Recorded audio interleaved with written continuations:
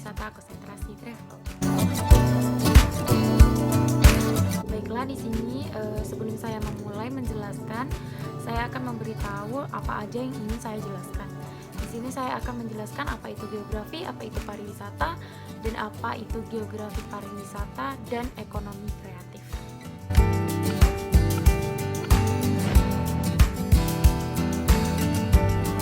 Yang pertama yaitu geografi. Geografi menurut etimologis, geo berarti bumi, grafein lukisan atau gambar, maka geografi yaitu ilmu yang melukiskan atau menggambarkan tentang bumi. Menurut Egbel dan Mukerne 1958, geografi yaitu ilmu yang mempelajari bumi dan kehidupannya yang mempengaruhi pandangan hidup kita, sandang yang kita pakai, rumah yang kita bangun, dan rekreasi yang kita nikmati.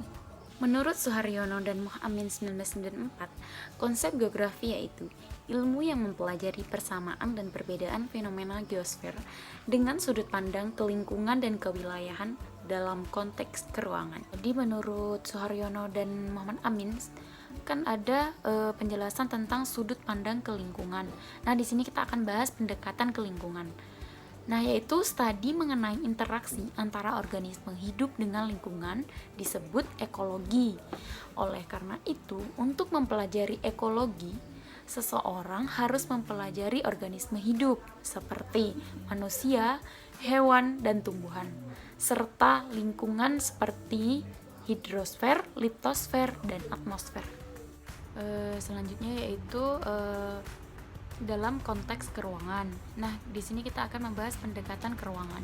Dalam analisa ini dapat dikumpulkan data lokasi terdiri dari data titik, poin data, dan data bidang areal data.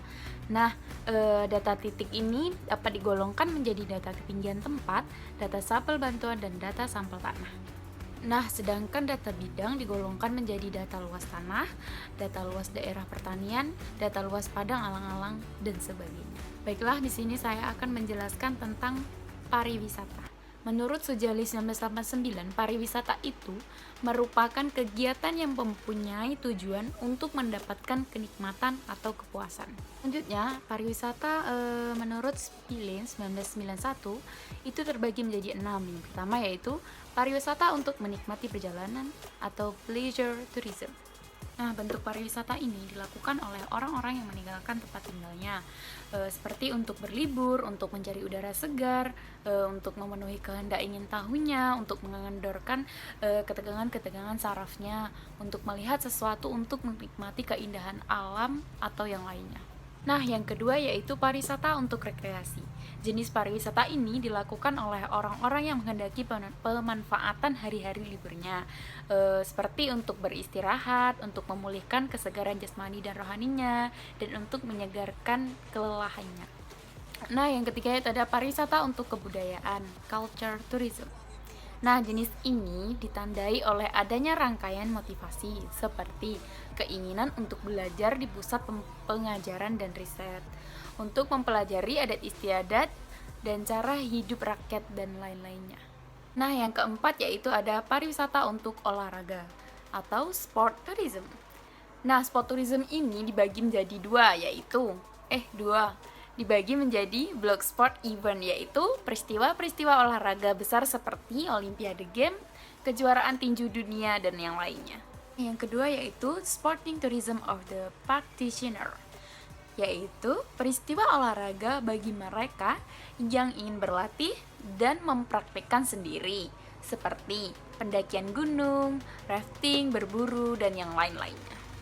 Nah, yang kelima yaitu pariwisata untuk usaha dagang, business tourism. Nah, jenis pariwisata ini seperti industri pariwisata, tetapi juga mencakup semua kunjungan ke pameran dan kunjungan ke instalasi teknis yang bahkan menarik orang-orang luar profesi ini. Nah, yang terakhir yaitu pariwisata untuk berkonvensi, convention tourism. Nah, peran jenis wisata ini makin lama makin penting. Konvensi dan pertemuan bentuk ini sering dihadiri oleh ratusan bahkan ribuan peserta yang biasanya tinggal di beberapa kota atau negara penyelenggara. Nah, selanjutnya saya akan membahas tentang geografi pariwisata. Geografi pariwisata merupakan bidang ilmu terapan yang berusaha mengikuti unsur-unsur geografis suatu daerah untuk kepentingan pariwisataan. Nah, unsur-unsur geografis suatu daerah memiliki potensi dan karakteristik yang berbeda-beda.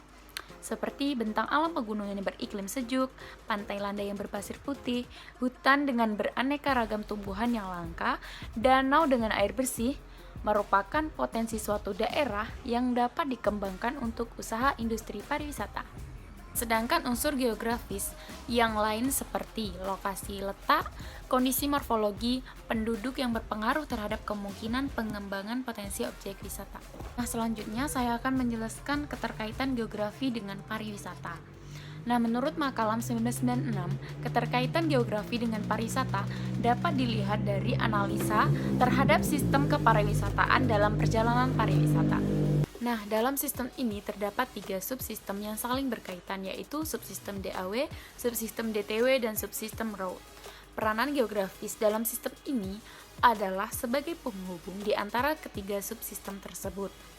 Keterkaitan sistem tersebut akan baik jika jarak atau gangguan geografis dapat dikenali dan disiasati oleh ketiga sub tersebut.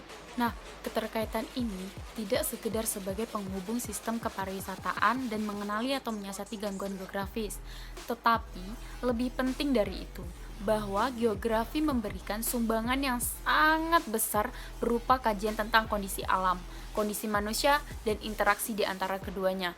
Kajian unsur-unsur geografis inilah yang dapat menentukan potensi pariwisata. Nah, geografi pariwisata menurut Gamal Suwantoro 1997 adalah geografi yang berhubungan erat dengan pariwisata. Kegiatan pariwisata yang banyak sekali seginya di mana semua kegiatan dapat disebut dengan industri pariwisata. Seperti perhotelan, restoran, toko cenderamata, transportasi, biro perjalanan jasa, dan tempat-tempat hiburan, objek wisata, atraksi budaya, dan sebagainya. Segi geografi umum yang dikaji dalam pariwisata antara lain iklim, flora, fauna, keindahan alam, adat istiadat, laut, dan sebagainya. Selanjutnya, saya akan menjelaskan pengembangan pariwisata. Pengembangan pariwisata mendasarkan pada sifat, kemampuan, fungsi, ruang jangkauan pemasaran yang akan dicapai. Jangkauan dapat bersifat lokal, regional, nasional, dan bahkan bersifat internasional. Nah, untuk Indonesia sendiri itu, pengembangan pariwisatanya sudah termasuk ke internasional. Selanjutnya, saya akan menjelaskan ekonomi kreatif. Nah, mengenal ekonomi kreatif.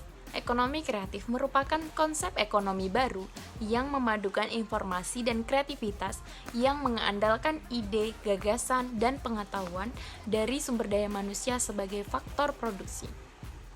Nah, dalam studi ekonomi dikenal ada 4 faktor produksi, yakni sumber daya alam, sumber daya manusia, modal atau faktor utama, dan organisasi manajemen. Nah, sumber daya manusia merupakan faktor yang utama produksi yang memiliki ide, gagasan, dan pengetahuan dan dipadukan dengan informasi, maka dapat membentuk ekonomi kreatif. Hubungan antara pariwisata dengan ekonomi kreatif, menurut Rahim 2013, kepariwisataan dan ekonomi kreatif merupakan daya tarik yang sangat terikat dan menguatkan. Betapa tidak banyak produk hasil dari kreativitas manusia dapat dinikmati oleh wisatawan, karena memiliki keunikan dan keindahan. Nah, kepariwisataan dan ekonomi kreatif memiliki keterkaitan yang sangat intens. Maka, uraian keterkaitan antara pariwisata dan ekonomi kreatif antara lain yaitu, yang pertama yaitu kualitas daya tarik wisata. Seperti misalnya dalam menampilkan berbagai kegiatan seni yang dapat dinikmati oleh wisatawan.